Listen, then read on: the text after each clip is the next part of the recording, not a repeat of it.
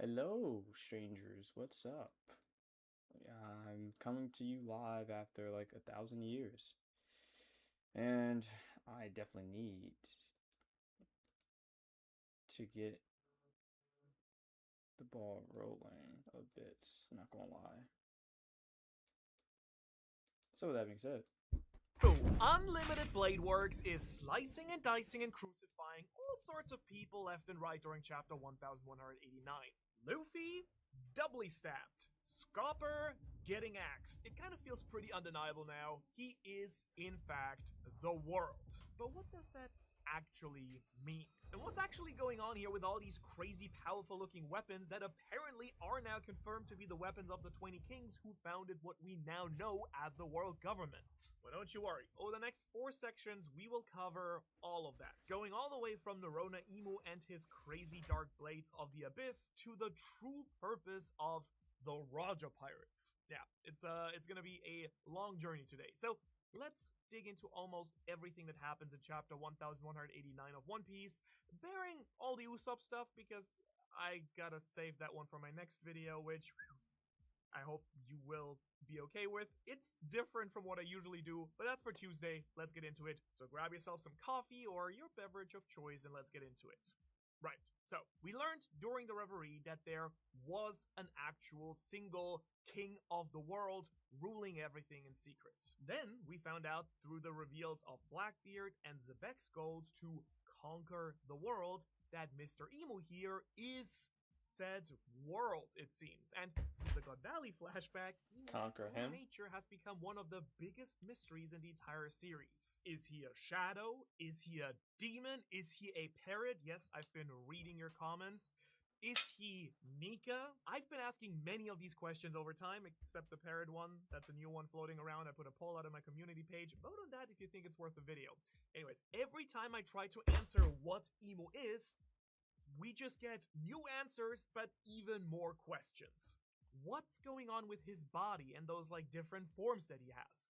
What does the title King of the World actually entail? Because like we can agree on one thing here. it means that for Emu was sure, crazy. There's definitely way more going on here. A lot more beneath the depth. surface than It's we a can see lot right with this now. character, I'm gonna be Kingpin Mu honest. isn't just simply the person sitting on Kingpin the Mu throne as is the ruler of crazy, the world though. government, right? There has to be a reason for it. Out of the 20 founder kingdoms, he is the only one who ultimately ended up ruling everything, and I want to try and really unravel why that is with you today, because luckily I think that chapter 1189 may have finally because of his dialogue with the sun. I mean, seriously, Homeboy looks like Moon Knight out here, the way that he's just chucking blades at every problem. Run the bullshit! Go! Now, of course, Random. Oh my.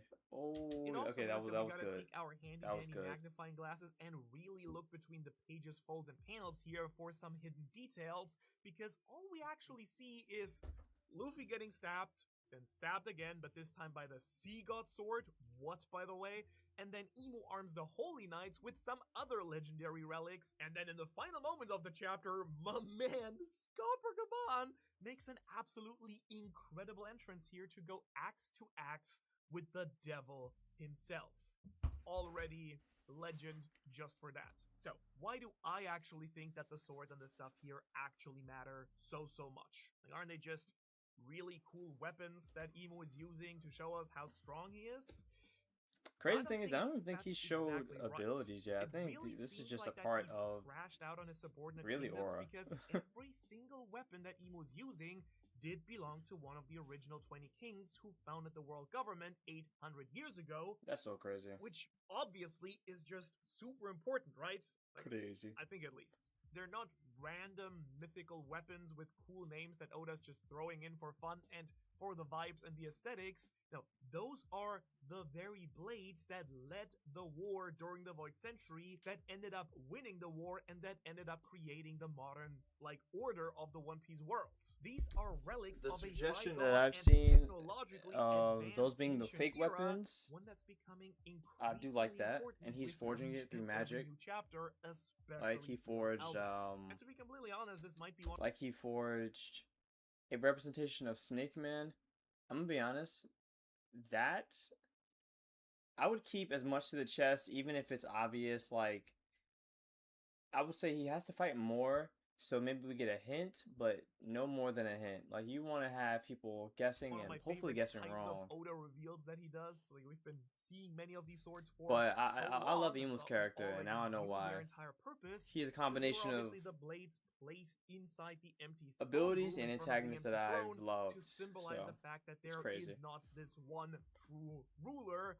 Something we ironically already knew was not the case at all. In my last chapter Mm-hmm. review, you might remember I actually talked about this being a possibility, but wasn't like super keen on the idea. And you know what? I was wrong to doubt it, and honestly, that's on me. I shoulda, woulda, and coulda done a little bit more soul searching Shoulda, and woulda, realized that this coulda. made a lot more sense.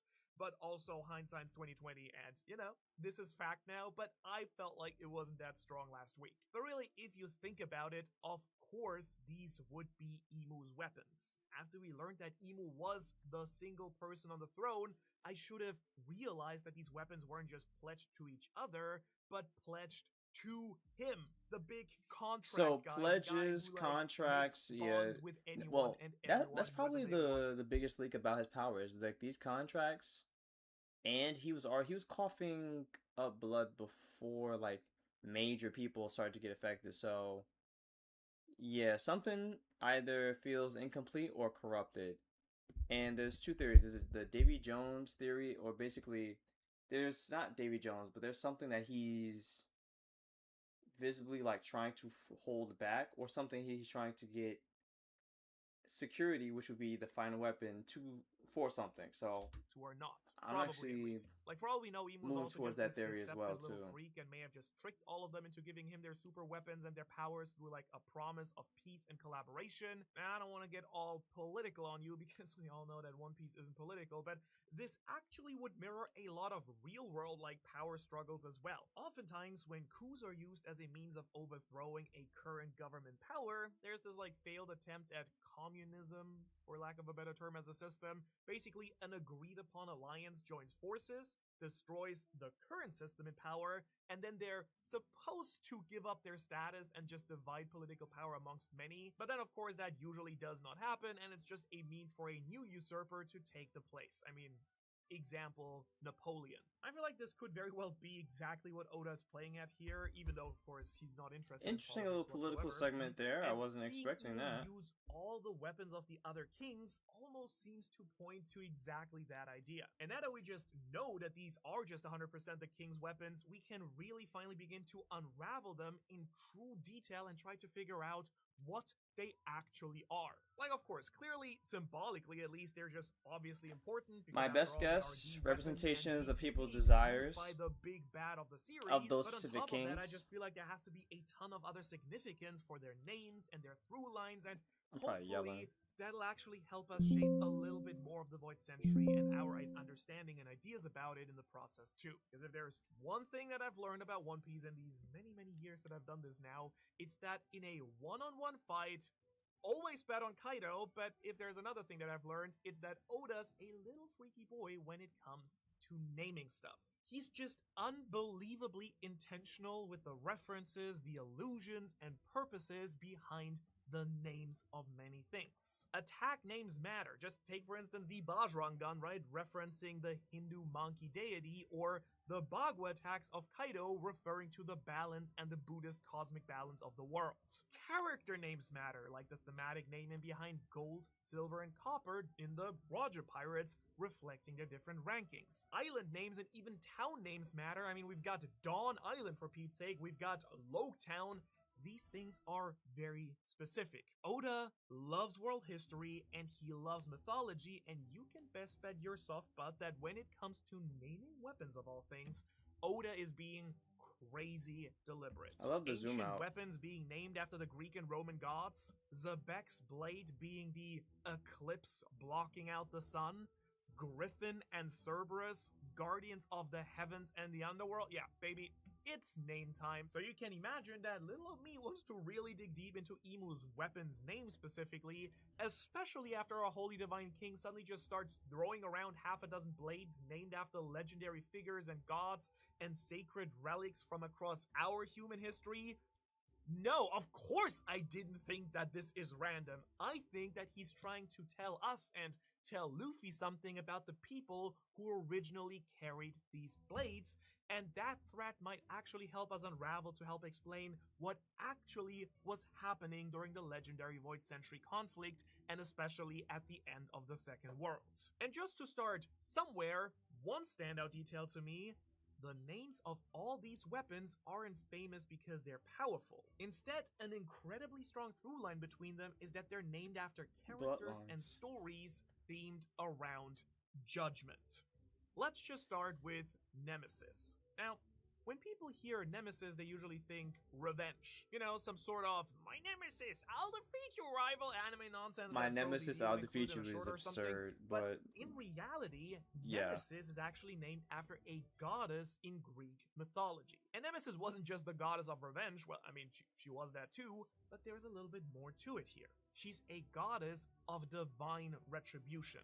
Her entire purpose hinges on restoring balance whenever someone became consumed by arrogance, pride, or excessive fortune. Basically, if someone believes themselves to be all-powerful and untouchable, Nemesis is there to humble them. If someone upset the natural order, Nemesis corrects it. That's why she's often depicted alongside the scales of justice. And to me, that's just a crazy fascinating choice on Oda's part, because I kind of feel like it's starting to imply that Imu isn't all about just pure conquest and domination.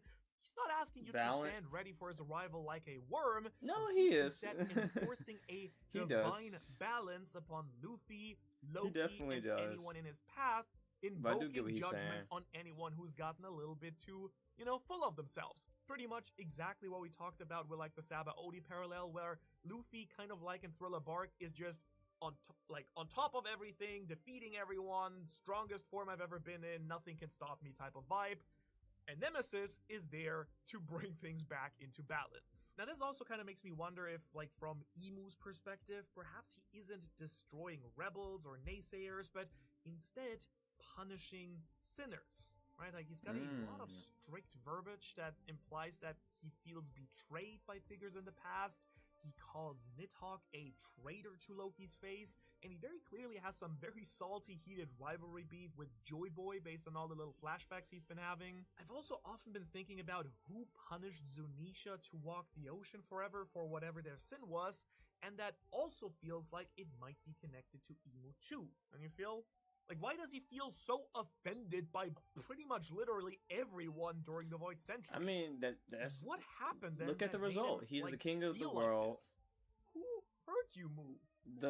I think this is simpler than what we think. It starts to explain a little bit about who Nerona Imu actually might be as a person. Something that all of his blades seem to double down on pretty heavily. He's a man thirsty for vengeance and retribution, and becoming the judge, jury, and executioner in his mission at the same time. If you want some more evidence, I got you, homie. I mean, let's keep moving through all these blade names. To me, my favorite one might just be the Blade of Vengeance, Stigma.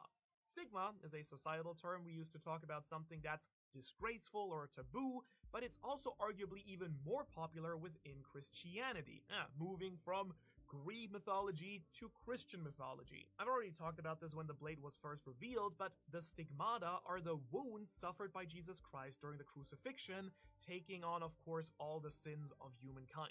But they are the nail wounds in the hands and the feet, the injuries endured during his execution. And isn't it just a little bit coincidentally to think that Mr. Oda immediately gives us one of the most brutal images of Luffy being double impaled and, for all intents and purposes, crucified by Imu and his blades of judgment. Okay, I like this. Alright, keep going. I don't think that Oda just accidentally named two different weapons after Jesus' crucifixion and then literally just started reenacting it in this very chapter. That's right, I'm saying two: Stigma and now the Spear of Holy Command, Longinus. According to Christian tradition, Longinus was the Roman soldier who pierced Jesus' side with his spear during the crucifixion. That spear eventually became one of Christianity's most famous holy relics, often referred to as the Holy Lance or the Spear of Destiny. By the way, that's of course why Evangelion also used this name too, a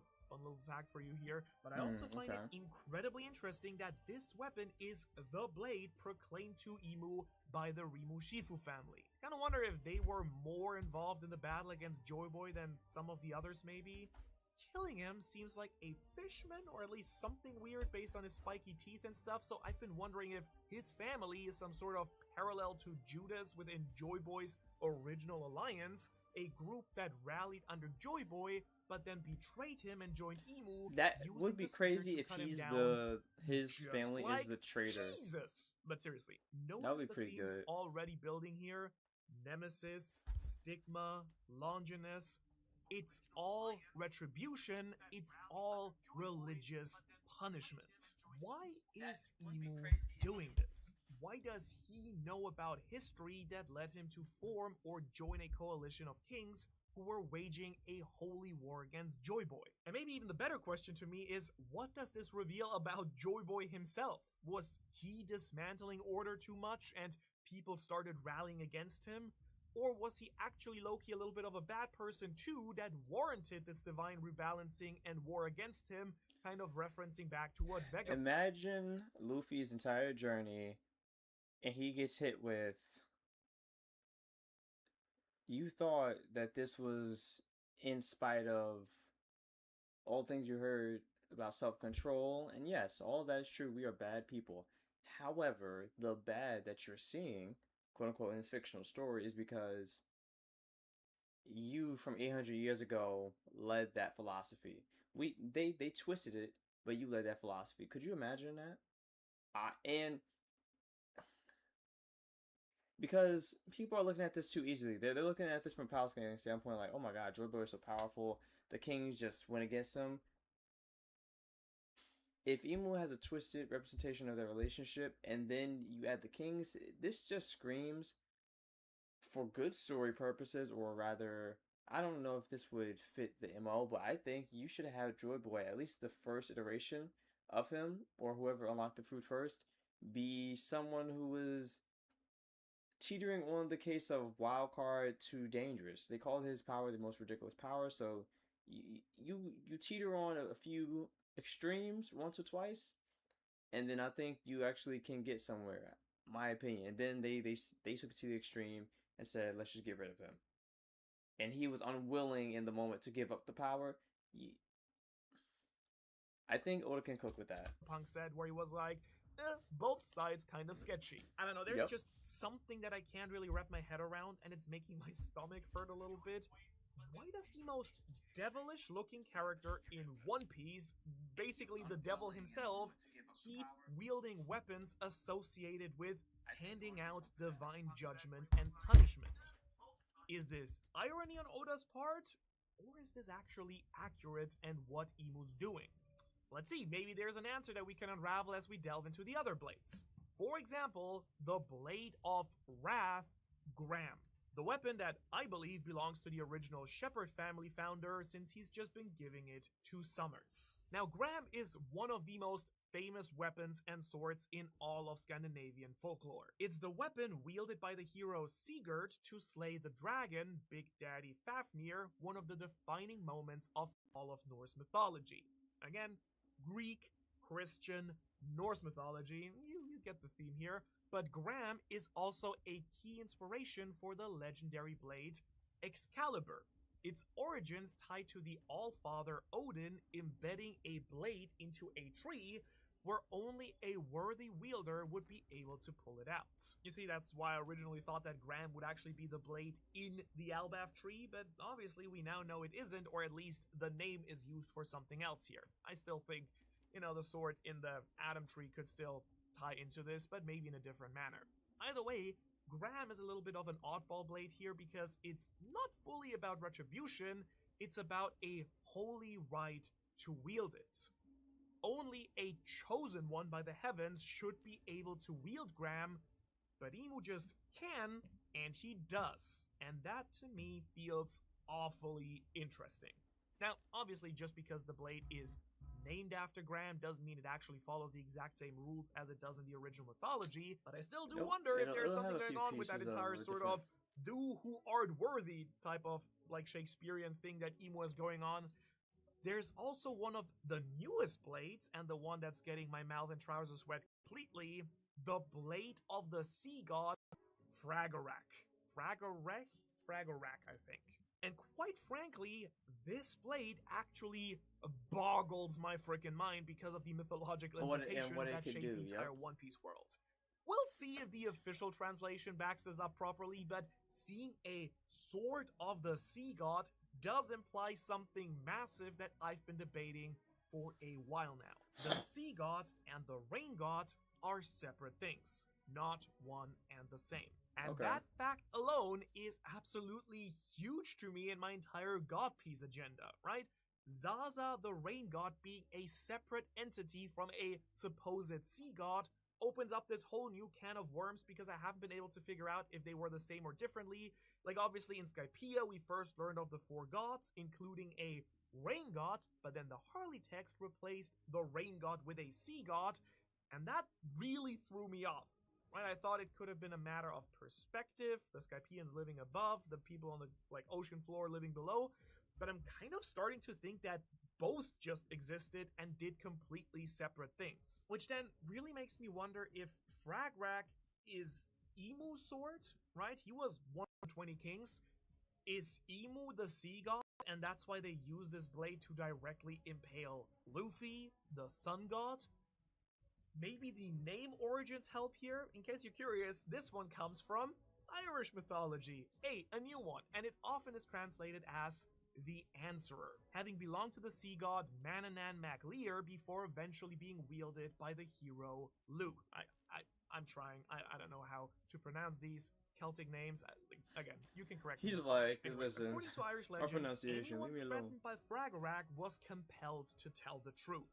Now, some stories even describe it as a blade that no armor could withstand and no lie could survive, which is pretty cool as hell by itself, but it also is right back to the main theme of all of Imu's swords because it is a sword associated with truth, justice, and authority, America style, I guess. But then comes the oddball, the big tummy mouth man, Xingqian, and his axe making an appearance as well here. Xingqian is a Chinese war god who is remembered for challenging the supreme deity and failing. He lost. He was beheaded actually, but in the most metal way possible. He did never give up. He refused death and broke his own body to just keep fighting. And I'm not making this up. His nipples became his eyes, something that happens to me when the room is too dark as well, actually, and then his mouth shifted to the area where his stomach was. And so without a head, he just continued swinging his axe forever, and I kind of respect the grind and hustle of Nipple Man. What throws me off, though, is that Xingqian isn't the embodiment of authority. He's all about revenge and rebellion. So with this one specifically, I really wonder how Oda intends to just balance these themes present throughout all these weapons. Does he have to go over each theme? That might be aligned, but with some something to think about. nuanced differences here and there. Could be an SBS. I do wonder if they reflect the purposes or original roles of the different kings. But then we also have perhaps the hardest weapon to interpret altogether, Vohu. Now, I'll be upfront here, big dog.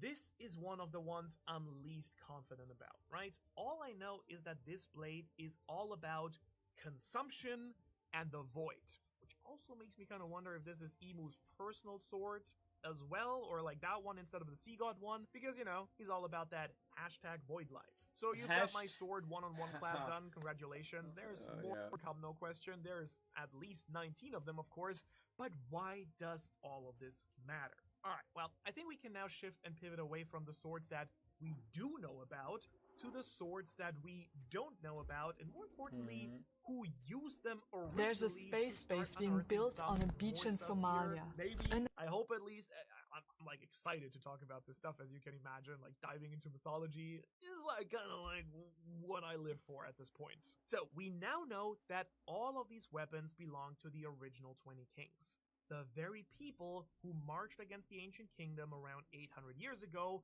and founded what would eventually become the current world government. We also know 19 of these royal families moved up to Merijoa, while the Nefertari family stayed behind on Alabasta. And then the story largely moved on. Outside of Imu and Lily's connection to that era, we hardly really know anything about it. But I'm kind of starting to think that Imu's weapons are potentially tied to something a little bit more than just the kings that wielded them, and that's gonna reveal some massive stuff about this Void Century era and the end of it specifically that we're starting to uncover now. I think that maybe, just maybe, the kings themselves might have been bigger than just regular old kings, because let's face it, weapons named after literal gods that belong to kings are a very interesting and special detail here. But Absolutely. we're also talking about these things in a series where weapons like Enma have a will of their own and their own innate abilities, where weapons like Ragnir have a literal soul and a devil fruit inside of them, where a giant blade sticking through the entire island is all that I can think about. I genuinely believe that there might be a much deeper, soul-themed and ability-themed connection between all of these blades, their wielders, and their name origins. In other words, I'm kind of starting to wonder, are these weapons just named after gods in One Piece? Are they simply called this because at some point the kings worshipped a sect of gods and the names of these blades are paying tribute to their divine status? I mean, due to some special power or the region that the king was from, right? We do know that there exist like islands with different world like mythologies and inspirations all across the world. In Alabasta and Egypt and Wano and Japan, and you get the idea, right? Or are all these blades named after the kings who wielded them, like Graham, Stigma, and Xingtian? Are they like the names of Would these the kings kings themselves be named after the named? gods? I think that would be an absolutely And the crazy blades turn take of the events name. here, but there's definitely precedent as we see with kings like Neptune in Fishman Island, another king named after a mythological god figure. But in my heart of I would hearts, say I if kinda we start stay to on think that point, it might be something even a little probably bit not. I grander think than that. that's just I the think weapon names there's a themselves. huge chance that the 20 kings just are these gods. 20 gods of varying power who rallied against the first pirate, the new sun god, greatest of all the gods, and waged a massive holy war against him, rebelling kind of like against the pantheon itself. This would be absolutely nuts, and obviously like contextualize and recontextualize a lot of the first and second worlds of the One Piece stuff that we've been learning about. Now, whether or not they were gods because of true divine power like Omen and Haki, or if they were named after gods because, you know, they were something like Enel, just so strong compared to those around them, I don't think it particularly matters here. It just starts to paint a new world image where all these ancient kingdoms, Alabasta, Dressrosa, and Wano, like were kingdoms founded by the gods of One Piece, are a real answer here. Where there's a reason why the Celestial Dragons see themselves as godly beings too, descendants of the original founding gods. I kind of love that idea. Like, this would be absolutely sick if it's true. I do hope it is to a certain degree. I love digging into this god stuff anyways. But the will of these kingdoms and weapons matching the kings who ruled them. I actually hope I can go to the 7-Eleven in like 5 months and buy Luffy kebabs. That'd be kind of nice. And Luffy definitely something kebabs that is Japan crazy. would do. Luffy Now, of kebabs course, is absolutely you know what wicked. I'm gonna say here. On paper, this is just looking like Imu's trying to kill the man. Fair enough. It's probably the simplest explanation, and it's the one that the chapter itself presents to us. But bro, may I say that this scene to me is dripping. No, dare I say even oozing with symbolism. You could probably even convince me to go and say it's gushing at this point. Because, first off, Luffy isn't just stabbed. He's impaled, double, pinned yeah, against he's double Yata dinked. Tree. I'm not There's gonna lie. a It's very like, specific image that we've been talking about between Stigma and the thanks for all the Longinus reactions. and I mean, posing. all the views. These I are appreciate all it, everybody. Thank you references very tied much. directly to the crucifixion Hopefully you guys of are having a good Jesus day. Christ, and inflicting this on a character who's literally in Wano already died and come back as a god once before, kind of, you know, doesn't seem like a big coincidence. And then Oda gives us imagery that like immediately evokes something being nailed to a secret tree while awaiting execution, waiting to be axed down by a weapon named after a warrior who tried to kill a supreme god. To me, this just seems like Imu crucifying Luffy and cutting the sun god, greatest of the gods, down once and for all. And to me, it also kind of suggests that the idea that Oda wants us thinking about sacrifice, death, and then perhaps what comes after as well, and better yet, is kind of the setting of Elbaf hinting at how this moment could actually be a massive boon for Luffy, not a bane. Really think about it. Luffy right now is pinned to the Atom Tree, right? And that means that we should probably be taking a look at its mythological origins, which is of course the World Tree Yggdrasil. We know this, we've been talking about this for years at this point. Specifically, there's a story about Odin and Yggdrasil that feels very apt right now here. In Norse mythology, Odin willingly hangs himself from Yggdrasil, pierced by his own spear, for 9 days and 9 nights. He isn't simply dying here, he's sacrificing and offering himself in the pursuit of knowledge. Then, when he finally descends from the tree, he's gained the wisdom of the runes and a much deeper understanding of the entire universe itself. In fact, this is exactly the way how he becomes the omniscient All-Father that we all know and love. I think we do, I don't know. Now, what if we, I don't know, crazy idea, compare that to where Luffy currently finds himself in the story too. Pinned to the Atom Tree, on the verge of death, after being told that he needs more power to finally become Joy Boy. And seeing as Gear 5 and the entire Nika form already has a very distinct tie to death and the voice of all things anyways, this omniscient presence that Imu seems to also tap into with Omen, I kind of think that this moment could be exactly how Luffy gets stronger at Imu's hands. In this moment, on Death's doorstep, could the Atom Tree itself speak to Luffy and push him even further beyond? Let's kind of just face... If they do it like this, I think it works. If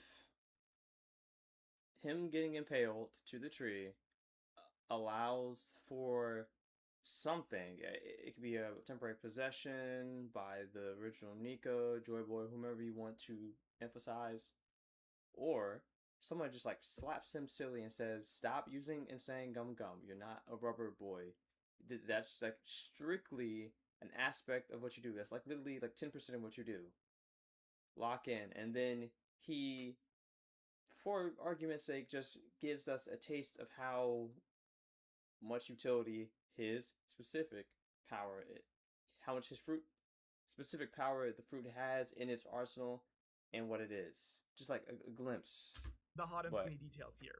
The Atom Tree is one of the oldest and most mysterious living beings. I do like the design for this arc and this tree. This importance is actually pretty good. I do like that. The Void Century, the first world and what came before. It's probably the tree that's existed through all of known and recorded history. Now, am I saying that this is definitely going to happen, and if it doesn't, I'll be disappointed beyond anything? No, of course not at all, but if Luffy is literally pinned to the Atom Tree while hovering between life and death, right, it wouldn't surprise me if that became the catalyst for another major voice of all things moments, especially because of Gear 5's already uber reliance on death as a trigger to awaken and like make it stronger. Back during Wano, Luffy's awakening didn't simply happen because he trained hard and fought hard to like take down Kaido. No, it happened after Kaido murked the man.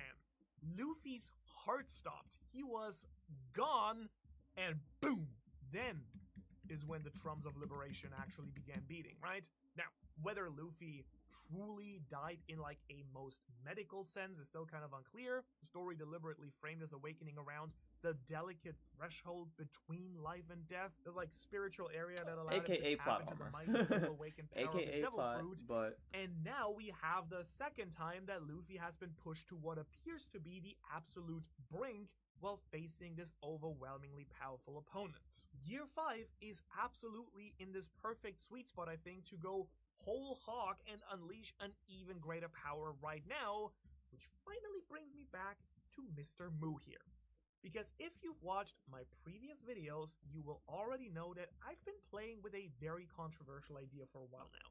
Based on his clear obsession and relationship with the Joy Boy, maybe Imu doesn't actually want to prevent Joy Boy from returning at all. Otherwise, why not He just wants him to prove actually to himself. kill Luffy right now? Yeah, he's kind of going easy on him. He's pinning him, restraining him, but he's not actually going for the kill. Yeah, like arms, limbs, what if that's legs, all he actually wants? He's yearning for the real Joy Boy, the full Nika power of the fruit to finally awaken. In this video here, I've proposed that Mu has spent 800 years trying to recreate the conditions that are necessarily that once existed already during the Void Century for this to happen, and after realizing and being very disappointed that Luffy wasn't ready quite yet, I'm kind of wondering if he's specifically killing him in a way to unleash that power that Joy Boy once held. I like that. I feel like that all this deliberate weapon use and almost like ritualistic crucifixion, that's the right word, might actually support the idea that this is all part of Imu's big plan. It's exactly what he's meaning to do. It could work in the grand scheme of things. Chapter 1189 does not confirm that in any way. Imu could simply be trying to execute the biggest threat to his rule and flexing on Luffy in the progress, and doing the classic anime villain mistake of underestimating his big opponent and just letting him live even though he could have finished him, and then gets like pimp slapped in return after finding out that, ooh, I just ended up, you know, not finishing him and that made him stronger. Could be the case, but if Luffy walks away from this encounter stronger, wiser, or with just a deeper connection to the voice of all things and the One Piece universe overall, then this chapter might eventually look a lot less like a failed murder attempt by like a sloppy person who's supposed to be a god, and much more like an elite Joy Boy ally coup that just doesn't want to be found out to be doing something good here. Which of course will all sort of depend on how my man Scopper Gaban handles Imu in the one-on-one axe-off of the century, so many axes are flying around. It's kind of like a boys' locker room in high school, honestly. Expect Gaban to say goodbye. Scopper animated, boy, like, I cannot wait to see how the anime treats this epic panel of Scopper intercepting Imu. This moment feels just like already on paper here unbelievably powerful and awesome.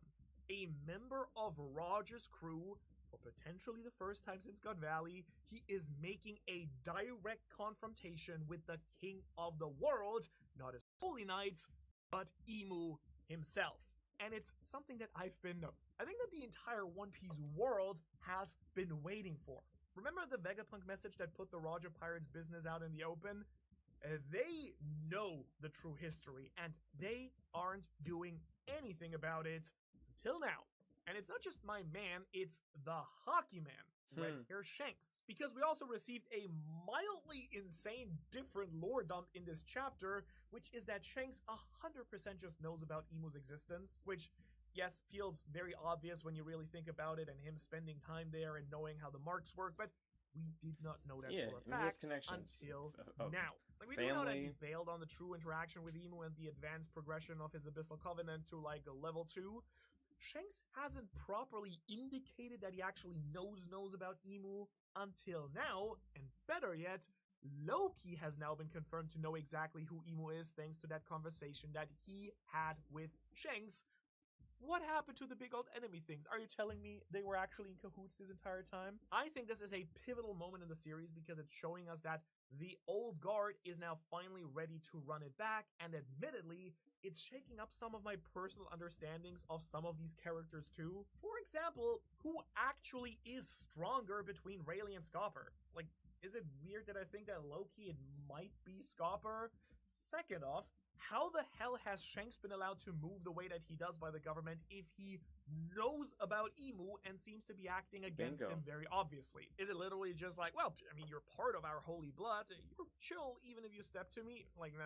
I don't think that's the case at all, because again, case in point, Imu butchered Saturn for making one little mistake that he like didn't really have control over anyways. And you're now telling me that he hasn't done that to Garling, Shamrock, or Shanks himself, even though, like, we had Mr. Red Hair's big betrayal of the Holy Knights? Or is there, again, something else to it, something more to it that we don't know? Does Imu know something that we don't about Shanks and his motives? Or again, is it that Imu just actually straight up wants Shanks to work against him and help Joy Boy in order to create the perfect awakening of Joy Boy once again. In classic Oda lore drop fashion, I just have way more new questions and cannot wait for them to be answered and get like 100 million new questions out of it, especially because I just love the Roger Pirates and their grand scheme overall. Like, I'm not the biggest fan of the Roger Pirates, but the story, the story of them being involved is fine. Many theories that I've been really enjoying and that I think have a good chance of coming true, but there's only one that I'm actually tied to. Bible Peace feels pretty strong. I'm here for it. The Bagua stuff, yeah, it works. I think it's cool, but I don't know about that one either. But if there is one theory, I'll actually put myself on the paper. You can put myself on the paper. One theory that I rock with, that's part of my headcanon and that I 100% believe. It's the idea that I've had for many years now that Roger has laid out this massive master plan for his entire crew to help create and bring about and guide the next Joy Boy. Rayleigh, Scopper, Crocus, Shanks, all of their actions, their placements across the Grand Line, their secret missions, and how they've all shaped Luffy and his crew and brought him to this moment, I do believe it's all been very deliberate, and that's the one hill I'm willing to die on. It's a plan that clearly was meant for his son that he kind of bred with another D-Clan member into existence for Ace, but then ended up by accident becoming Luffy's life, and it's all in order to bring about the next Joy Boy based on whatever crazy information Roger has discovered on Laugh Tale. Again, of course, probably tying into an even bigger plan by Joy Boy. Everything, including his own death, feels insanely intentional and calculated to me. And finally, we're gonna see if that's the case, because Shanks and Scopper are making waves now in ways that they never have before, and I am so crazily here for it. But as I just said, I do kind of wonder if it's actually just Roger's plan or if it was all originally part of this big 1,000 year Joy Boy plan. At the chat. My bad. And if you want to know what that would entail, you can check out this video here where I break down Joy Boy's massive 1,000 year plan. Otherwise, thanks so much for watching. 1,000, yeah, jeez Louise. Alright, that's video 1, chat. That's video 1. We are now all Imu stands. We now all understand what Imu brings to the table, and I don't even think this is his best performance yet. Imu's dominance so far in Elbaf has been astounding to watch. Loki versus Imu looks good on paper, but when you actually assess what happened, it kind of was a slaughter as well. Imu's just the strongest. Imu is the king of the world, and I think we should have respected Imu. Here's what happened shot by shot in the Avengers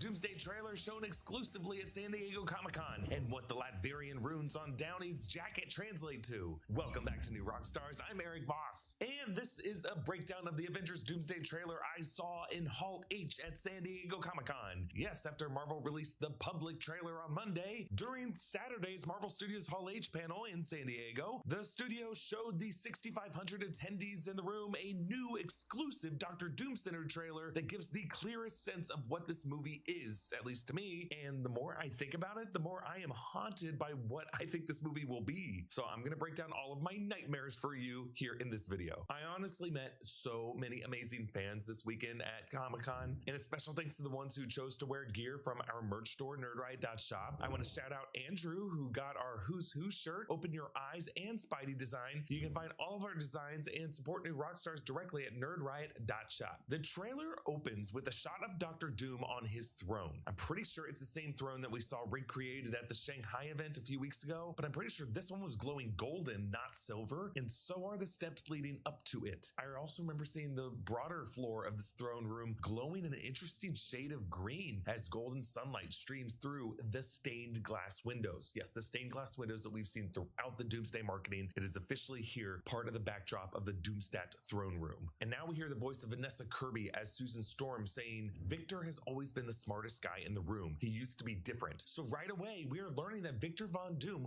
was a friend to the Fantastic Four of the 828 universe, Reed, Sue, Johnny, and Ben. He was at some point their buddy, their pal, someone they might have had a falling out with, but either way, not someone they expected to be doing the things he's now doing in this movie, and someone that they didn't expect would now take this masked wizard sorcerer form. You know, like a college friend that they're like, oh, dude, it's been a minute. And from that, I think are now That's two funny. ways we can reinterpret the post-credit scene of Fantastic Four First Steps. One reinterpretation is that Sue was really seeing their old friend having a moment with her son and was just alarmed to see that new form that he took. And Franklin touching his face could have just been the kid seeing a face that used to be familiar to this family, now having undergone some scarring or deformity. But another way to look at it is based on the new Latverian witch costumes and masks that we were seeing all weekend. I mean, we might have to look more closely at the smoothness and lack of rivets and ridges and edges that Doom's mask has. So actually, maybe it was the green cloaked Latverian witch kneeling in front of the young Franklin Richards in that scene. And it was just a beautiful lady the little boy was marveling over. Maybe even know a what? variant of his mother. I'll get to that theory later. Either way, it's a fun Interesting. theory to discuss and think about, but we do have to acknowledge that Matt Shackman did say that when the Russo brothers came into the set to shoot that post-credit scene, it was actually Robert Downey Jr. in Doom's costume, according to the director's interview with our friend Brandon Davis. Did you do the credit scene?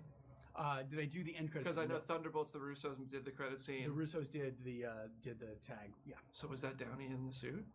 Or I guess you weren't there, maybe. I don't know. Yes.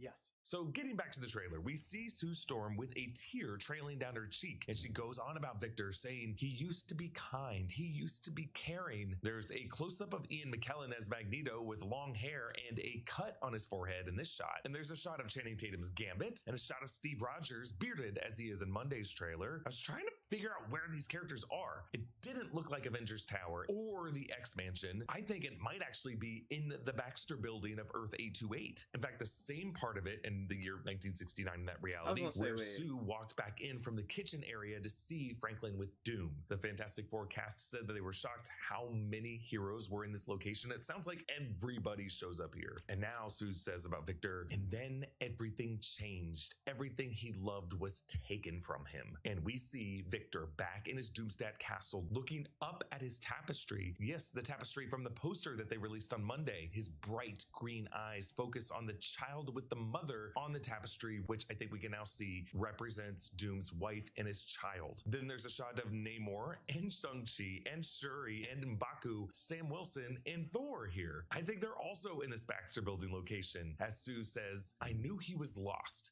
but I did not realize that he was broken. So even thinking about the scene and how it fits into the movie, it's kind of an odd setup, because remember Monday's public trailer showed all the heroes having a similar group meeting led by Thor's speech But in it's more Avengers like Tower. battle-hearted, so why more are there like two big team mentally. meetings in this movie? Well, I actually think Thor's speech that we hear mostly via voiceover comes from this scene. In the earlier scene in Avengers Tower is just an initial debrief about the incursion crisis. Like at that point in the story, the characters won't know yet that it was this guy Victor Von Doom who was behind the incursions. But now in this scene with Sue telling them the real tea about who Victor was and now is, I think is actually coming later in the movie, after the midpoint twist, after they've all suffered heavy losses, and after Doom has revealed himself as the true villain of the movie. I actually wonder if Ben or Reed might have already died at this point in the movie, because they're worryingly not in this shot. For that matter, John Walker, Bucky Barnes, Red Guardian, Yelena Belova, Nightcrawler, Mystique, and Beast don't show up anywhere in this trailer. It's a lot of Sue, it's a lot of Reed, and it's a lot of Victor. There's a shot where the camera angles down on a hooded Victor Von Doom from overhead, as the floor shows the same circular pattern of runes that have appeared before the Latverian witches at the display I've been seeing all weekend. It seems like this is the floor that holds that throne. Now, there was no sighting of the three Latverian witches in this trailer, or really any place they could be. It is interesting that witches tend to come in threes, and at the end of this video, I'll share what I think is going on with those. I Now, think he after a few mentioned, seconds of black variants in this of, like, three trailer, different there's a people. shot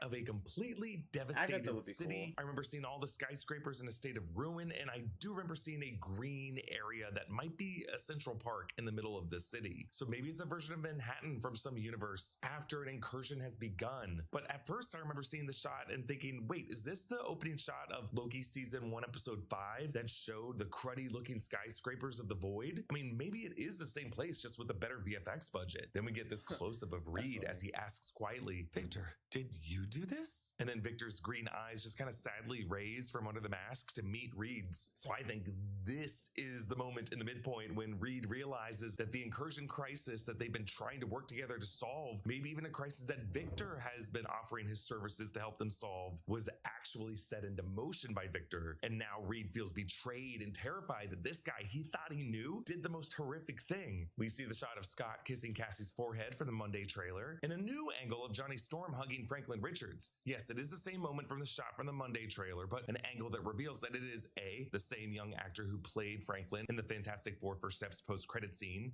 and B, Franklin is not wearing the blue turtleneck that he was wearing in that scene. What he is wearing in the shot, I'm pretty sure, is like pajamas or something. It just struck me that that moment between Victor and Franklin probably does not lead to Doom kidnapping the boy, but rather it was the start of Victor coming to the family at first as a friend. But now when Johnny and Franklin are hugging, as I speculated in a video earlier this week, might be Doom's ultimate victory as these characters are swept into Battle World. Johnny could be in the process of being turned into the fiery sun of Battle World, or maybe Franklin is the one doing that, saving his uncle by using his power cosmic to warp his uncle's body into a form of something that brings light into this dark world, so that Franklin can later on, once he gets older, figure out how to restore him to a normal human form. There's a very quick shot of Professor X, and an even quicker shot of Magneto in his helmet, which looks kind of rusted and worn down. We hear Robert Downey Jr.'s Latvian accent again as he says, "All of you have lived stolen lives, and now you must give them back." And over these words is a shot of Steve holding his baby from the first teaser, and Thor with love from the second teaser, and a shot of Loki from Monday's public trailer when he's visiting Steve Rogers in Steve's house, presumably to warn him that staying in the past caused an incursion that had huge consequences somewhere else, probably taking the lives of Doom's family. Now, I think it's kind of funny how we've all just been assuming that Steve staying in the past with Peggy Carter and I guess having a baby had some ripple effect that led to Doom losing his family. But have any of us actually nailed down how that even works? Like, if Doom is from the 828 universe, why would some incursion caused by Steve doing this be localized and targeted to just Doom's family and not everyone else in the 828 universe? And how could it happen in a way that Doom would be able to know that it was Steve's fault? So what if we've been thinking about this all wrong? What if it was really just the natural order for Thanos to win, to dust half of all life in that reality? So when the Avengers undid that, the multiverse was like, well, several billion beings have to dust somewhere in the multiverse to balance things out, and then the multiverse just kind of randomly selected billions of others across various timelines to dust in the place of the people Hulk spared by bringing them back. And so two of those unlucky victims could have been Victor's wife and their kid. So Victor might not be specifically angry at Steve Rogers, but rather just kind of angry at all the Avengers, all the heroes from the 616 universe for doing what they did. That's why he's saying they are stealing lives that are not theirs, and they may have to give those lives back. So why is Victor Von Doom magnetizing the cores of the 616, 828, and 10005 universes? Well, maybe just to merge the strongest realities and realities with reality warping anchor beings that he can use to build Battle World and restore some semblance of his family. In this trailer, there's also one shot with Ava Starr, Shuri, and Joaquin Torres on one of the Fantastic Four ships looking completely devastated, and a new shot of Cyclops that looks like it's part of the open your eyes moment with the Sentinels, but it seems like fire or embers or lava of some kind is pouring past him. And then a crazy shot of Dr. Doom smashing through the window of some kind of structure. I don't know if it was a building or like a parked ship that Reed Richards had built to help people escape the incursions, but I can 100% confirm that it was the exterior of whatever this interior set was from the set photo that showed Danny Ramirez, Evan Moss-Bachrach, Wyatt Russell, and the foot of Letitia Wright as Shuri. Whatever this is, Dr. Doom smashes out of to go fight Thor. And not only does he go out this window, he like speeds out of this window. He flips and lands super quickly in a confident superhero landing. And it's in this field where he's about to fight Thor. At this point, I don't know what this garden is with all the statues. I at first thought it was the outside gardens of the X-Mansion, but it could also just be another part of the void that's being assembled in the Battle World. But we cut back to Reed now in his moment with Victor, where he's now angrier, grabbing Victor by the arms and shaking his shoulders, shouting, "Answer me, Victor, did you do this?" And we cut back to the location where Doom landed, the place he confronts Thor. The shot of Thor landing with Stormbreaker comes back from the Monday public trailer. Now, Thor didn't say anything in that other trailer, but in this trailer, Thor says this line, "I swear you will beg for hell long before I grant it." It's a pretty pretty goddamn cold line to say to a guy whose mother is trapped in hell. But as Doom does in the other trailer, he stops Stormbreaker with 2 fingers from his gauntlet with the magical runes. But now in this shot, Doom flings Stormbreaker out of Thor's hands, uses a sorcery to push the God of Thunder hard off of his feet into some rubble. We hear Doom respond to Thor saying, "Hell answers to me." Pretty goddamn good a response. But also, yes, this is a guy who has probably heard his mother screaming to him for help from hell. So hell, in a way, does answer to him. Doom now slams his fist into the dirt, and broken sentinels rise, their eyes glowing green. Now, I counted 6 sentinels here, at least 6. They're all rising to face their master Doom, the puppet master. Yes, this was some animation that we saw in some probably leaked VFX footage, but I'm guessing that leak was somewhat accurate, but it doesn't stop this shot from being freaking awesome and terrifying. What's also so sad about it is sentinels are not just like fun toys to play with. They're cruel weapons of mass destruction targeted at one subgroup. Oliver Trask built these things to just target mutants alone. Now Doom is using these awful things to just plague all of these heroes together. Now, there was a bunch of other stuff we learned during this panel that helps contextualize what we saw in this trailer. For one, Haley Atwell joined the rest of the cast for the first time, I think. Like, we pretty much knew she would be in this movie, but this is the first time Marvel Studios confirmed it. And now that we know Loki visits Steve Rogers' house, we have so many questions about the Peggy of it all. Was she pruned to be that variant who was brought in the background of the Loki first episode? Well, I actually have a theory about those Latvian witches, because the color of that brown or burnt orange Latvian witch is the same color of Peggy's coat and skirt in the first Captain America movie. Could part of Doom's revenge plan be to take the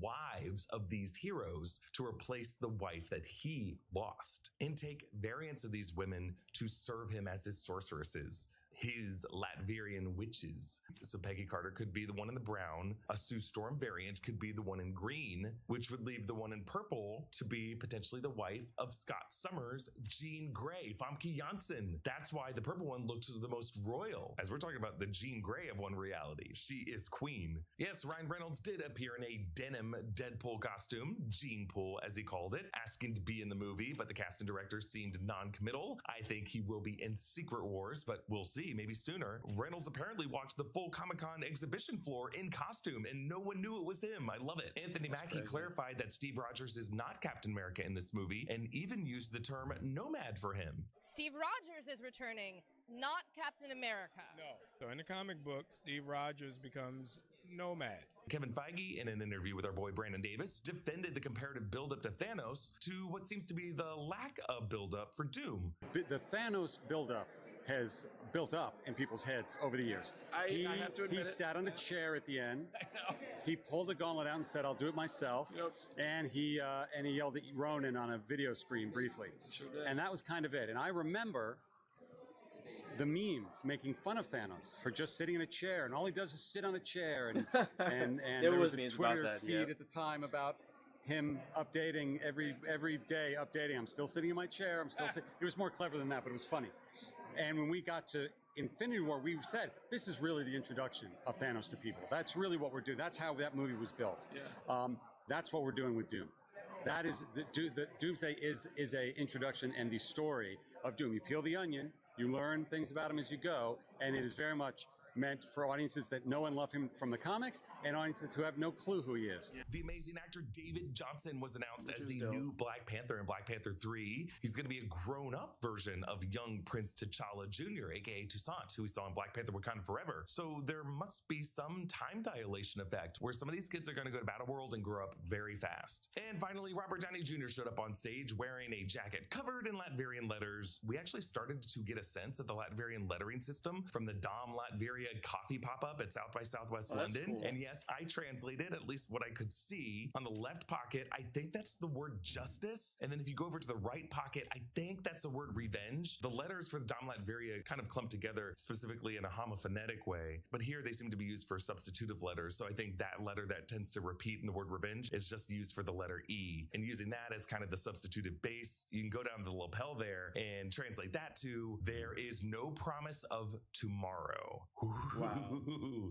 I love this version version of Dr. Doom. Meanwhile, I didn't even notice this at first, but this Reddit post noticed the cuffs also have some phrases. On the right cuff, it spells "to the victor," and on the left cuff, it translates to "go the spoils." I saw the wordplay there, "to the victor." Very, very clever. There's still so much more from Comic-Con that we want to break down in separate videos, so please subscribe to the New Rockstars channel, and thank you for supporting us this weekend. Comment down below with your thoughts on this. Special thanks to one of our I think the action subscribers. Stuff they don't care about like leaking. They want the story though, and certain motivations to be pretty tight knit, which I actually like. I like that a lot. That might be pretty good.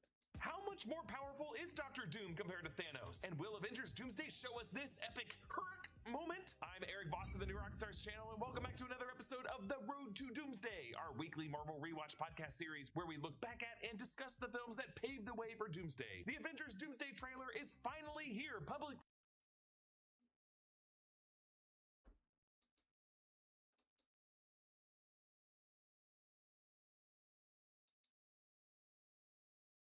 Now, I do want to watch 101. What is it called? What is it called? Oh, there we go.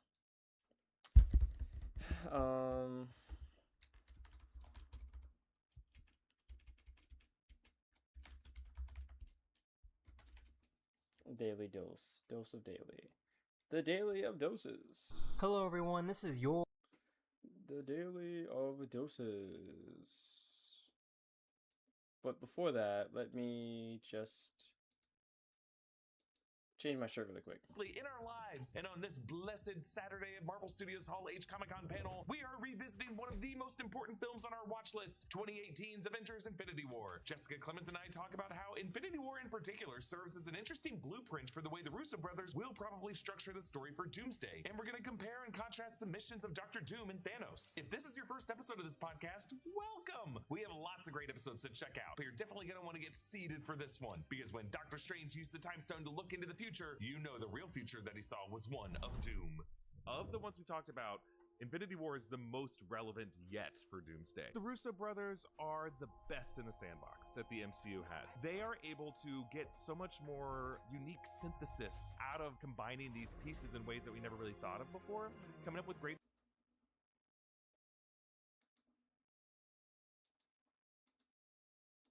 Alright, so this is going to be Daily Dose of Internet, and let's see what they got, man. This has been a good one, a good series. So I love what they do.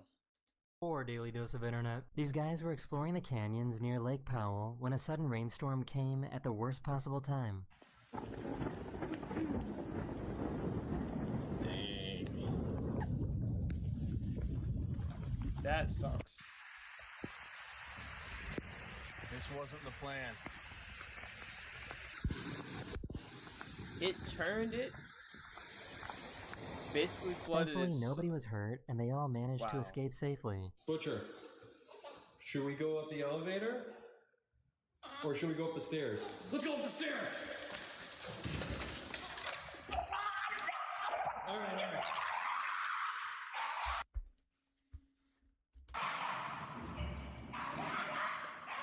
They asked their AI to count to 100 in an extremely sad voice. Are you okay? This is awful. Keep counting. 19,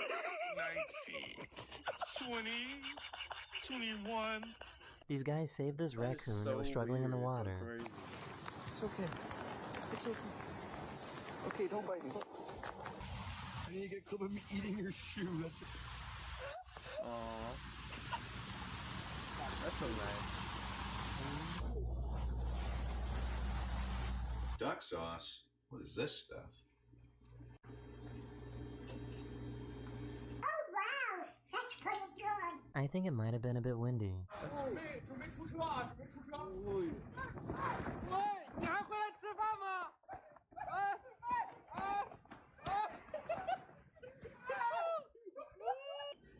You like that? Oh, that's cool. That's cool. Oh my god. That's cool. Wow. That's cool. I think the bike overreacted.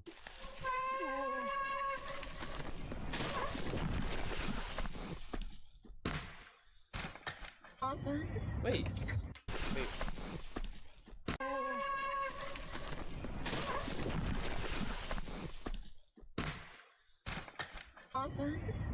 So he landed on his feet. The bike just said, "All right, I'm done for the Excuse day." me, sir. Your umbrella's not open. You have a blessed day, bro. So apparently this politician forgot to remove the AI-generated part of his speech. That exceed the powers actually granted to those offices. Here's a more natural flowing version of that section that reads like a legislative speech rather than a series of short points.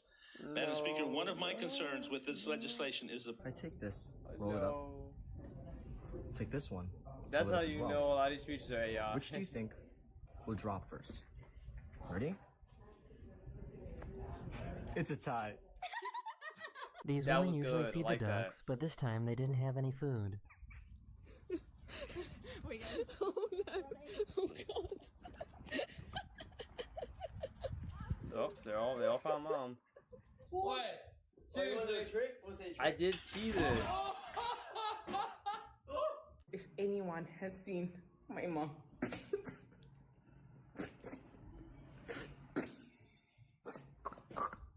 This bear was enjoying a peaceful walk along the trail when these humans interrupted them. Quick, you're too close! What are we gonna do? We gotta get off the trail! Back off! Go, Bear, go! Go, Bear! Back off! Get out of here! Okay, go back down now. He wants to go around us. Get out! Oh, this is going to end well, right? Yes.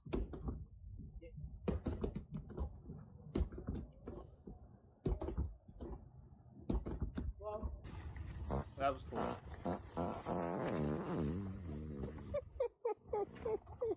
Yo, this has to be the most hilarious I've seen in my life, bro. Look at this car, bro. He wasn't capping, bro. It's over. Really over. It's probably no surprise that my favorite video of this episode is a clip of Jimothy. He has condition, I assume, right?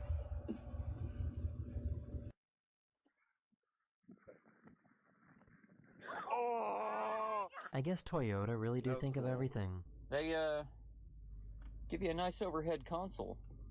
And a place to put your sunglasses. And a place to put your sunglasses. And a place to put your sunglasses. But wait, a place to put your sunglasses. Just in case.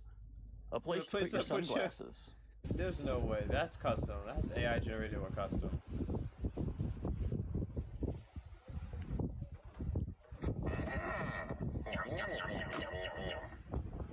That's nice. These guys were on a hike when I they like came that. across this underground That's a coal bit fire creative. that had risen to the surface.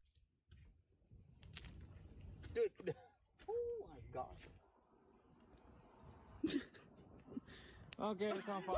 They're s'mores. They have s'mores. You know what? I'm done. Oh my god.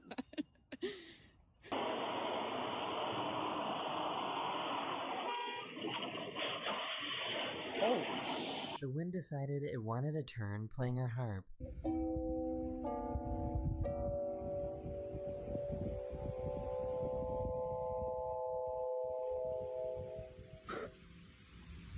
This poor guy didn't realize that was his mom.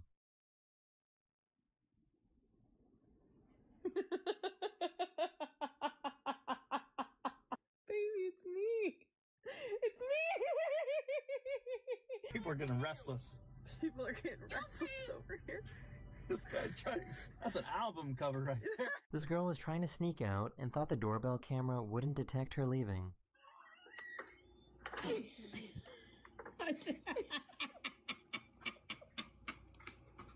You got to put Mission Impossible music to it. Oh, GG's. Yeah, all the TV, everything, yeah, everything gone. Wait, just the TV? Wait. I know darn well that that whole thing, I'd have been upset. You could have took the couch, the table, you took the TV. This might be the biggest gear stick I've ever seen.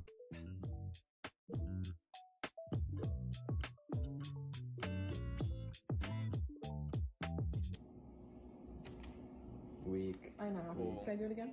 No. Okay. Dad, you go. 3 is up. Whoa. Whoa. Cool. Alright, Jose, your turn. I'm going in. Kapow! Hang on a goddamn minute.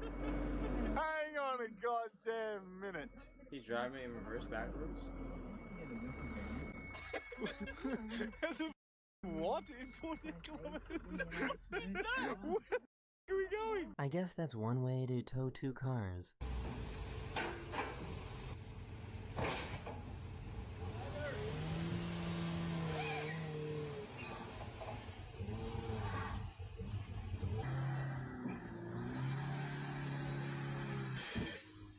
But how does he get out? What's your hidden talent? I can make any animal noise you tell me. Sheep. Every kid at some point has gone through the pain of losing Monopoly to their parents. Then my turn. 6. 1, 2, 3, 4, 5, 6. I get 4 coins.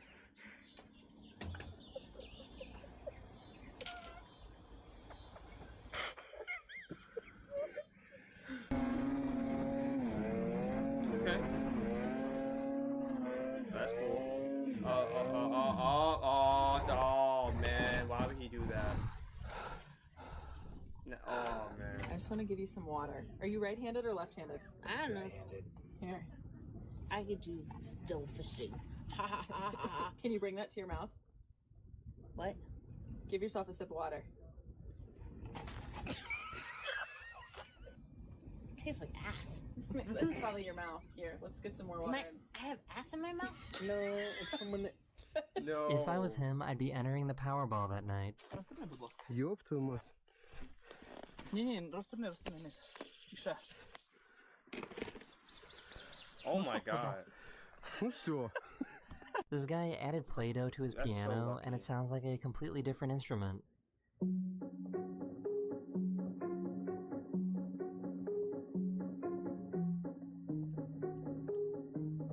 What does the Play-Doh do? What's the chords? Yo, I'm not trying to dox nobody's car, but she got the EQME license plate. I feel like they should have given him a bigger scraper. What is he doing with that little thing?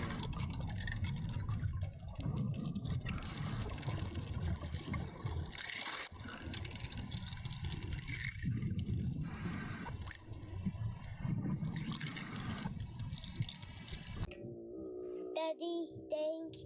He's farting. He's farting. His daddy's like farting. The girl needs her medicine, and we need to vary up the way that we hide the pill, so that we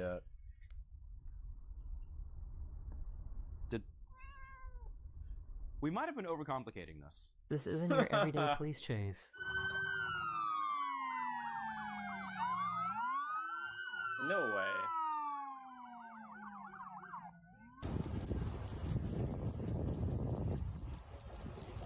That's cool. This looks super dangerous, but also really cool. Conductors? What? What in the... Harry Potter? She's not great with sharing. See what you can do in there. I hate you. No, no, no, no, no, no, no. Even understand what the f was in that nap.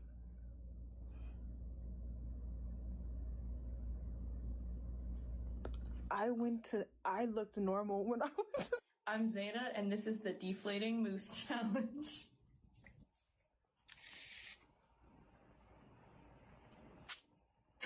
Can anyone explain to me how a fire rainbow is made? How? Brother, how? That's... Can anyone explain to me how a fire rainbow is made? That is What one are of you the best things spelling I've there? ever seen. Wow. Bridada.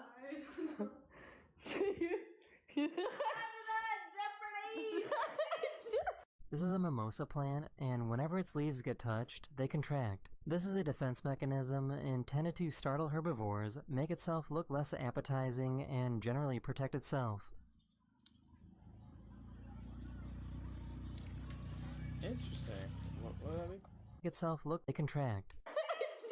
This is a mimosa plant, and Mimosa whenever its plants. leaves get Oh, nice. touched, I didn't they know that. contract. This is a defense mechanism Now, see, that's intended to knowledge. startle herbivores, make itself look less appetizing, and generally protect itself.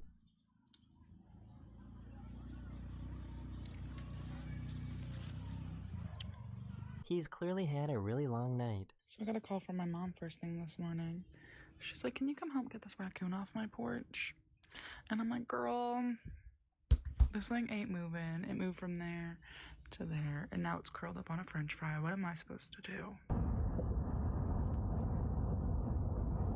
Yeah, they're having a time. So how does this actually work? Oh god, I went too fast, I went too fast, I went too fast. Okay. Going fast. Whoa, slow down. I'm bringing it on in. Why is this working? Pink. Pink. Oh, fire, I guess fire. her car is haunted. Is something wrong with my car? Or is the ghost in his... You see it? I'll sell that car immediately. Okay, burst. Hit him with the...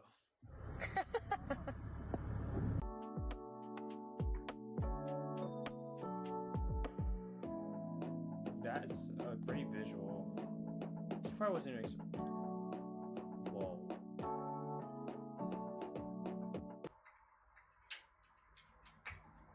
This is not a good idea. This cannot be a good idea. This guy's cat greets him in the cutest way whenever he arrives home. You want to up again?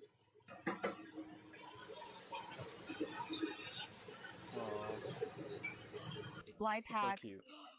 Oh, that's what they're For business, if you have a social media presence. These emus love when she starts whistling.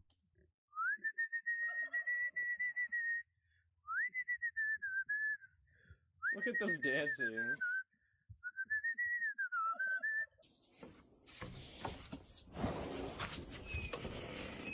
Crazy. That's too much. What is this? Who made this? This cannot be somebody's backyard, no? Hello. There you go, guy. I would never leave that room. What you doing? Look at this little Armadillo. A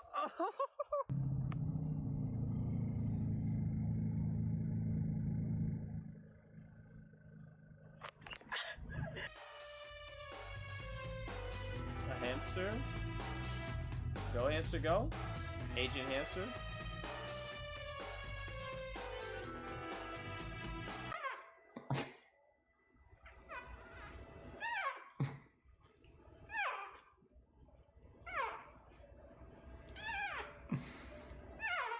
Small dog. That is, yeah, this video. I hope you enjoyed, and I'll see you guys again very, very soon. Later.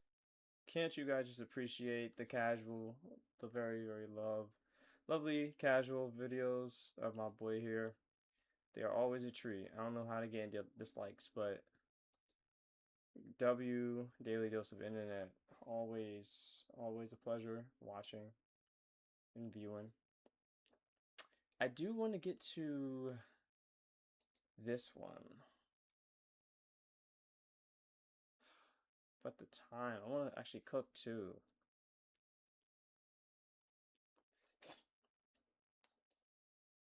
So for like 5 minutes, I'm going to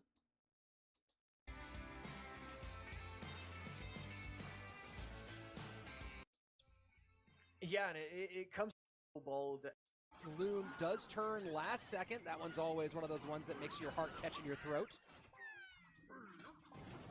Great from him all game. See his journey, and yeah, with Adrian dash on a tower. That is a very big dash. There is no direct tower damage for Mohamed Light. I like the attempt at trying to predict, but that prediction is going to be the same reason as to why he loses I think it's a fine opportunity if you're not really thinking that hard, but you know your opponent has 2 Elixir, you know your opponent has Berserker and Cycle, you can't afford to use the arrows right there. As much as I love it, it was an opportunity to reset in that moment. And now we have an opportunity to go to a game number 3, which is, of course, what this matchup deserves between Adriel and Mohamed Light, and they tend to go to game 3s pretty consistently, these two. Not a lot of sweeps one way or the other between the two of them. Let us know how you're doing. I know that this is one of the hardest matchups to predict. Most people probably picked Mohamed Light in this one, but if you're not already doing it, go ahead to esports.clashroyale.com or esports.supercell.com/Clash Royale. There we go. Boom. So that Perfect. you can play alongside with us and make your predictions, earn rewards throughout this competition, as this is just day 1 of 2 days here for our July monthly finals. Josh, let's take a look at the cards used before our game number 3 gets going. And what are you thinking as we look towards the deciding match? So, what have we seen from Mohamed Light? We've seen the delivery Fireball log. Adriel still has quite a bit available to him, but no Lightning, no MK. Mohamed Light definitely could be running Hog, Hog EQ maybe Royal Hogs MK. There's just a decent amount available to him. As much as I don't love the fact that everybody keeps running this Miner Fire Spirit Wall Breakers deck just so consistently, it still leaves a lot available to you. It's basically a free deck at times, and I will say that helps so much for this game number 3. Yeah, although he doesn't have that available now for Mohamed, as he in this last one ran the double bait with Tesla. Miner is still open for Mohamed Light in this one, and that's a valuable option. But Tesla, delivery, double Spirit's gone. Only Spirit left is Electro Spirit. Snowball still open for Mohamed Light. Lots of drill pieces still open here if that's the direction that Mohamed's leaning. Other side of things, Adriel ran the Cannon Cart Mortar deck in game number 1, got the win there. Bridge spam didn't work. Tons of Cycle. I mean, pretty much, Josh, all of Cycle is still open for Adriel in game number 3. So you talk about that Miner Wall Breakers deck. Adriel still has that as an option, has all the Spirits available, has Goblins available if he wants to go that way, has Bats available if he wants to go ahead and lean on that idea, as well as Magic Archer. Didn't use it in the Bridge spam deck, so I'm very curious to see if Adriel wants to head in the direction of what's been one of the more popular decks on the day. Yeah, knowing Adriel, he's always willing to run the fresh kind of deck once or twice. So I wouldn't even be shocked if we saw it again. It was really fun getting to see MK Battle Ram Bandit instead of what we're used to, the Tesla Magic Archer kind of decks. But yeah, I do expect him to go a little bit more tried and true, probably quick cycle. The thing with Adriel is that it's so fun watching him use all the different types of decks because he's so good with every deck. He's so consistent, well-versed with all sorts of interactions. So we always just want to see him try things new. But I think in game 3, he goes to something a little bit more commonplace. He had success with Royal Hogs, Dark Prince, Tesla against Pedro. He does not have Lightning open, which he ran in that deck. And it's Mohamed who goes to Royal Hogs. Wow. Fireball out, so go ahead and stack all the Fireball value right in the middle. Yeah, that's hilarious. Pretty cool recognition, and just something you might not see again for another couple years. That is, can't remember the last time I saw so many troops all in the same section. Archers split for Mohamed. So actually running a very similar look to what Adriel ran with the Tesla, running it with Bomb Tower instead, and with the Goblinstein. And first bowler of the day out of Adriel, not to mention the curse. Yeah, I mean, Bowler doing... I mean, he should put in a lot of work. And I'm trying to figure out what deck Adriel is just using in general. Right here, Bowler locking onto the wrong target. E-Spirit going to do a fantastic job. And so now Adriel is going to have to recognize when his opponent has E-Spirit in cycle, he cannot activate that ability. It is too easy for Molite to get these huge positive trades. The only bowler deck I see for Adriel before this is Hero Bowler Graveyard. Yeah. Didn't run the curse there. It is the Vines, though. Oh, it's the Vines, yeah, Vines, my bad. So we could still see it, and I mean, Poison and Graveyard would make sense, but then you're not looking for any sort of tank whatsoever. I could see Giant Graveyard, though. Yeah, I mean, he ran the Bowler Giant Graveyard is exactly what he ran before. Ran it with the arrows instead of vines. And here we have it. Only catches one of the archers, but that's really the only thing he needed. He's only worried about the left side. Right here, Zappy's come down in time, just barely. They'll get taken out, but it's going to protect the tower from doing so. I love the 3-1 split out of the Piggies. Going to get some good value on the right-hand side. Lightning to clear off the archers and get tower damage.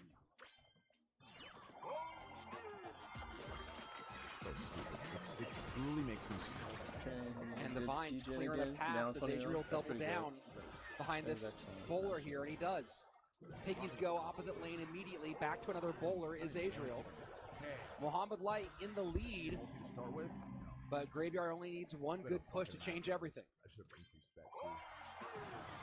Yeah, every time Adriel gets within range, he keeps activating this ability, and it continues to be a simple task for Molite. Archer's going to come down.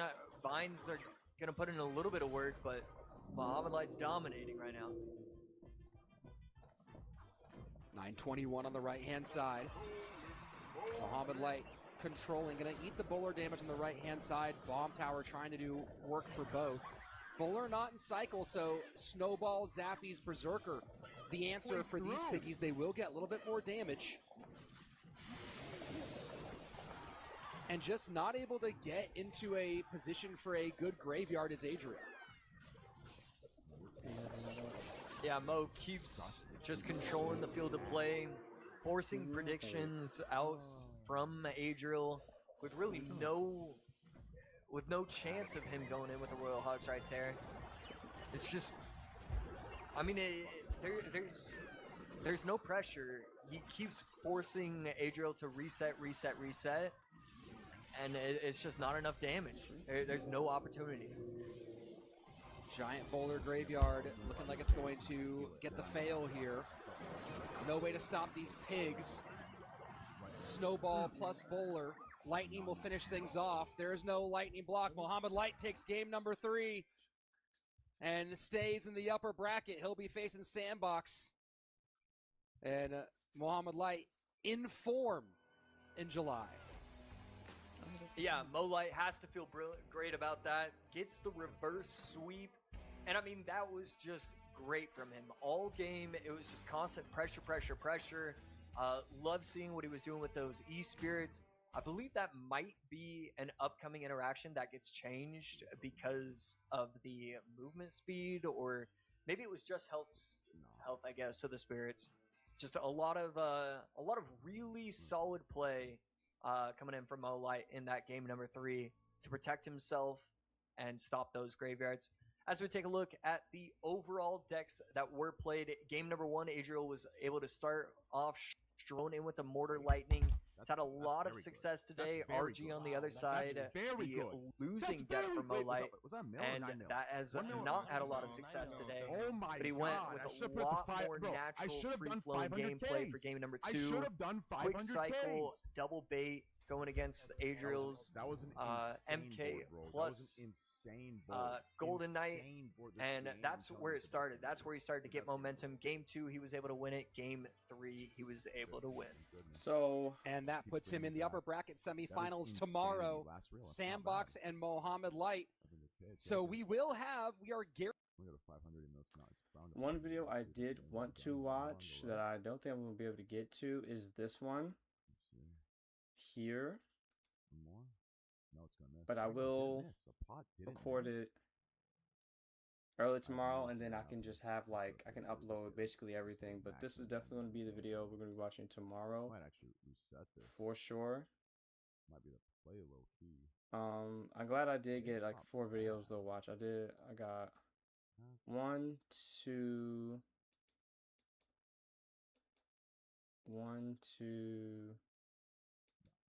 3. I got about 4 videos. God, that fucking so we'll upload this tomorrow, and then we will also spin back for this. And then I appreciate you guys. I'll let you know how everything goes. Thank you very much. I'll talk to you soon. We are going to end the stream only because I am